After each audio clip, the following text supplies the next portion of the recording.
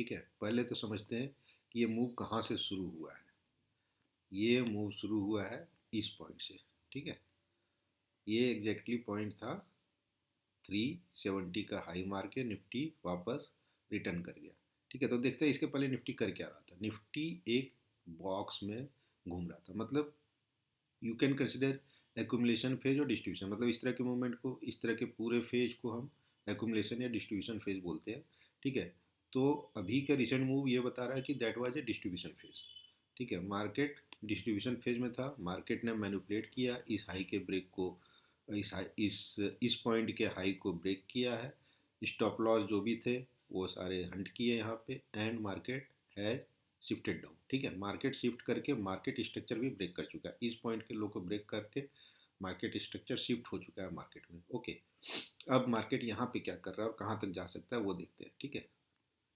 देखिए, market structure shift के बाद निफ्टी क्या कर रहा है, कंसोलिडेट कर रहा है फिर से, ठीक है। अब यहाँ पे ये क्या दिखा रहा है, एक सपोर्ट ले रहा है ये, बट मार्केट मूव करता है लिक्विडिटी ग्रैब करने के लिए। अब देखिए लिक्विडिटी कहाँ कहाँ रेस्टिंग है। मार्केट जब मूव अप मूव किया तो इसने पीछे कुछ स्टॉप लॉस छोड़े हुए हैं, कुछ उस पॉइंट्स को स्विंग पॉइंट्स हम ले सकते हैं। जैसे ये पॉइंट हो गया एक, ठीक है, एक इमीडिएट लिक्विडिटी ग्रैब के लिए पॉइंट बना हुआ है। देन देखिए लॉन्ग टर्म कुछ मतलब 11 नवंबर का एक ये पॉइंट है 25,447, देन 25,323, देन 25,057 एंड देन 25,000, ठीक है। तो इमीडिएट टर्म में मार्केट इन पॉइंट्स को टारगेट कर सकता है लिक्विडिटी ग्रैब करने के लिए, ठीक है। अब मार्केट कैसे मूव करेगा, देखिए यहाँ पे क्या हो रहा है। अब देखिए स्ट्रक्चर शिफ्ट के बाद मार्केट यहाँ तक आया, फिर मार्केट ने एक यहाँ पे CIST दिया जो कि change in state of delivery होता है। Change in state of delivery क्या होता है वो मैं बताता हूँ आपको। देखिए यहाँ पे मार्केट ने क्या किया, इस पॉइंट के लो को ब्रेक किया एंड वापस जो last sequence of last series of red candle है उसके ऊपर क्लोजिंग दे दिया, ठीक है। ये 1 आवर का टाइम फ्रेम है, मैं 1 आवर के टाइम फ्रेम पे आपको समझा रहा हूँ, ठीक है। तो यहाँ पे change in state of delivery हो गया, बट मार्केट ऊपर कोई भी लिक्विडिटी ग्रैब कर नहीं किया अभी तक, ठीक है। ये एक point of area of interest है। दूसरा देखिए मार्केट इस हाई तक अभी नहीं गया, वापस यहीं से मुड़ गया और इस फेयर वैल्यू गैप को भी रन किया है जो ऊपर की ओर बना था। दूसरा यहाँ पे एक फेयर वैल्यू गैप क्रिएट करते हुए, तो एक्सट्रीमली बियरिश मतलब सिनारियो है निफ्टी के लिए राइट नाउ, ठीक है।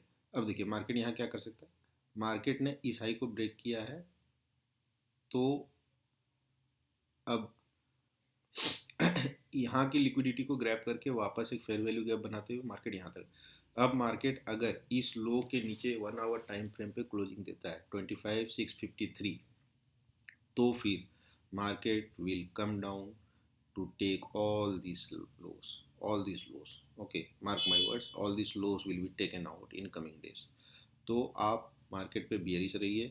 अब कोई भी अप मूव ट्रैप होगा अभी, जब तक हम दोबारा शिफ्ट इन मार्केट स्ट्रक्चर या CIST या ऑर्डर फ्लो क्या होगा, जैसे ये फेयर वैल्यू गैप, ठीक है।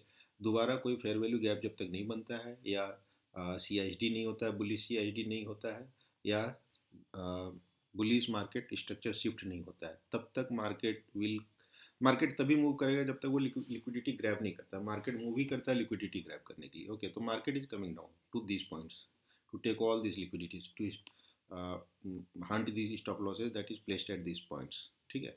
तो मार्केट आएगा, मार्केट यहाँ तक आएगा 25,000। तो मुझे लगता है कि next week, next 5 to 7 days 10 days में ये 25,000 तक आ जाएगा मार्केट आराम से, ठीक है। तो आप मार्केट पे बुलिश मत रहिए, कोई भी अप मूव आता है आप एग्जिट कीजिए, कोई लॉन्ग पोजीशन है, अदरवाइज आप एक्सट्रीमली केयरफुल रहिए।